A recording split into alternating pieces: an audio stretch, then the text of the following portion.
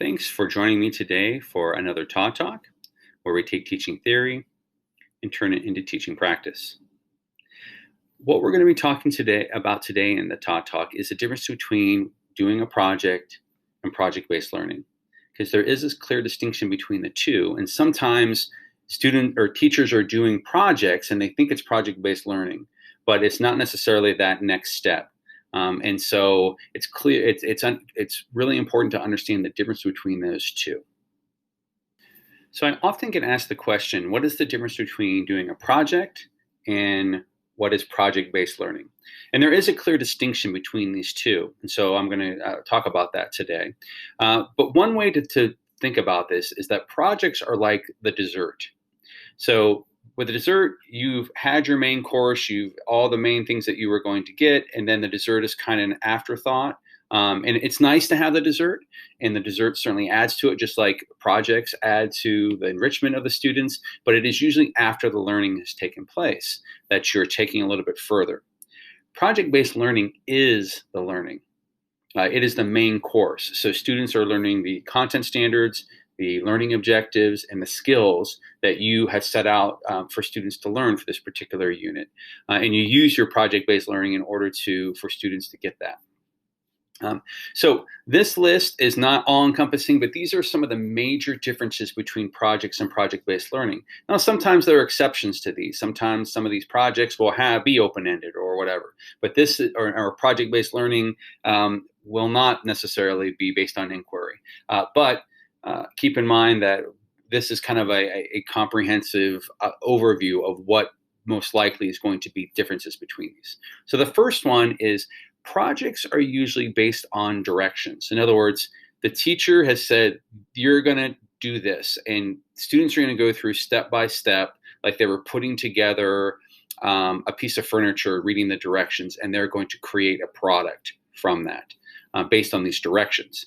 And so typically, all of these projects look the same because everyone is working on the same thing.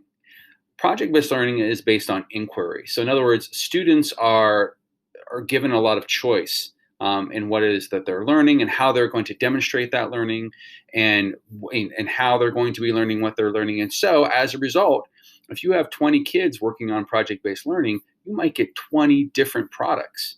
It's going to be much different, and it's going to be a lot of student choice.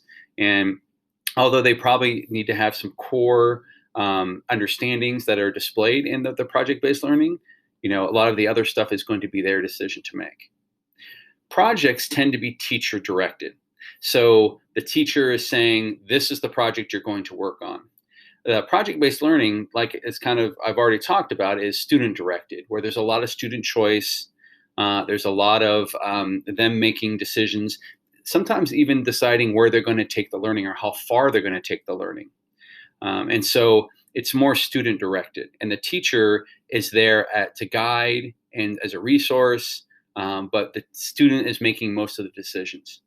And I decided this is very important. I decided in my career because students are oftentimes much more intelligent, much more creative than I am. And so I didn't want to tell them this is what you have to do and limit them. I think that the student directedness opens it up, and it allows them to be creative and to make those decisions themselves. Projects typically can be done by yourself. You could go home and work on a project in your room, independent from anyone else. Project-based learning usually involves collaboration, not always, but usually, because that's part of the learning process, is how do you collaborate with people to make something better than if you had done it by yourself. And so that skill of collaboration is a very valuable skill to learn. And so in project-based learning, students are typically working with others to try to figure out. And it's not group work. I mean, I want you to, it is collaboration. So students are maybe doing different things to put it all together so that you have this final product. So it's not like everyone is doing the same thing. They're collaborating. So this person adds this person adds this person adds this, and you put those together, and it creates a product that is far greater than if that student had just done their one part. In projects, like I said already, the end product usually looks the same. So it's like you're manufacturing something. It's like an assembly line, and this is what. So if you go around, I'll see this from time to time where students will work on a project, and I'll go around and look at their projects hanging out in the hallway, and every single one is identical with very little variation. Project-based learning is more the end product might be different for every single kid, including when that is due. So students may pace themselves differently. They may take it further. They may add things that other ones are not adding if they have time. And so, like I said, if you have 20 different kids, you may have 20 different products, and that's perfectly okay, because as long as it's demonstrating mastery and the skills that you want it to do. Projects are typically close-ended. It might be answering a question. It might be answering a problem. But there's usually definitely a right or wrong response to a project. Project-based learning is more open-ended. There could be several possibilities, which is why you get all the different products, because different students might think differently and may come up to different conclusions. And so project-based learning typically is really open-ended. And that, again, is really good for gifted students, because the open-endedness allows them to explore a lot of things that maybe they wouldn't have explored before. And there's no ceiling to the project-based learning. Projects are usually done in the vacuum of a classroom or in the context of a classroom, and so students don't really see how it fits to the real world in the real world. Project-based learning, if done correctly, is based on real-world experiences. Either the problem that you have posed to them is a real-world problem, or they're coming up with for example, if I had a Shark Tank project-based learning where kids had to present to a panel of people, and they were making very real-world decisions that businesses have to make in order to do that. And so it was giving them some real-world experience within the classroom. So it showed them the context of what they were learning and how it was going to be used. In projects, a student is a student. So in other words, they are the ones they're following the directions, they're doing what they're been asked to do, and just like a student, they're following into line and checking off the boxes.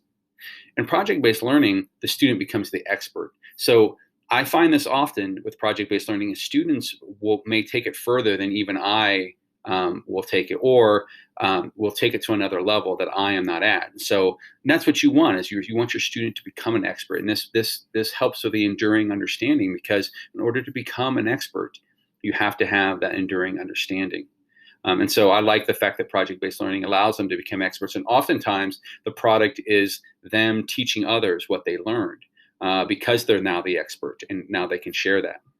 So rather than me, the teacher, having to be the expert all the time, I've got 30 kids in the class that could be the expert and could lead a really meaningful lesson that students would react to.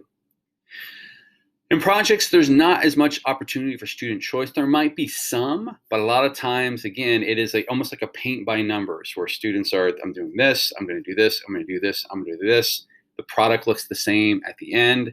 And so students aren't given a whole lot of choice. With project-based learning, almost everything is student choice. It could be from your content to how you're going to learn it, to your product, to what skills you're going to bring to that. Those are all decided by the student. And this autonomy allows them for greater independence as learners, which is, again, another benefit of project-based learning, is it creates independent learners. So students don't need the teacher to direct them in order to learn. They've learned on their own. They have become the experts. They have, figured out how to kind of narrow down their inquiry into something that's plausible. And then they are making all these choices that support what it is that they're trying to do. In projects, the end result is typically just shared with the class. So like I said, I see these a lot of times outside the classrooms, hanging on the walls, but it's very within the classroom. Either students are presenting to just the class, or it is within the confines of their peers in their class. Project-based learning, if done correctly and done authentically, will have an authentic audience. So they may be presenting to someone who is an expert on it. So my Shark Tank example, they had to present to a panel of local business people who had their own businesses, and then kind of run this by them and get advice. I've had mentors that have helped kids with their writing, whether they're writing an autobiography or whatever. It may be that they are recording it and going to put it on YouTube for others to watch, or create a website that others will reference. So it becomes an authentic audience. And so other people are going to see this. The one thing I really like about this is whenever I have an authentic audience, kids are like, oh, I'm going to have to take this seriously because people are going to, outside of the class, are going to be seeing this. And I don't want to look like a fool. And so as a result, I will typically see students raise their bar when they know that there's an authentic audience, so that they can make sure that they are, impressing this person. Like it kind of encapsulates it, the project is the dessert. It typically takes place after the learning. So it is something to supplement the learning. If a kid finishes early, you might have an extension project, something like that. Project-based learning is the learning. So in my classroom, towards the end of my career in the classroom, I was doing project-based learning all the time. Everything was project-based learning. So every unit we did was centered around project-based learning. Students were working on a project and learning the content standards, the skills, whatever the learning objectives were. They were learning it through doing the project. And so that's why that was project-based learning. And so you can see there's a clear distinction between these two. There might be overlap from time to time, but you have to really ask yourself, are you doing projects in your classroom, or are you doing project-based learning?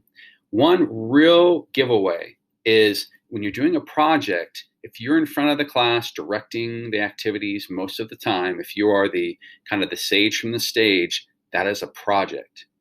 If you are, as the teacher, your role has become more in the background, you are the guide from the side, you are not the one who's directing the learning, then that's project-based learning. That's how your litmus test for the difference between a project and project-based learning. So I hope that was helpful to distinguish between the two. Obviously, the project-based learning is where we want teachers to get. However, you can dip your toes in projects first before you get to the project-based learning, because project-based learning requires a totally revamping of how you run your classroom and how you teach. And so that can be sometimes overwhelming. So when I first started out trying to get into project-based learning, I did projects. So I would do a project here, a project there, and I became more and more comfortable with doing projects, to whereas I felt like I could do project-based learning effectively.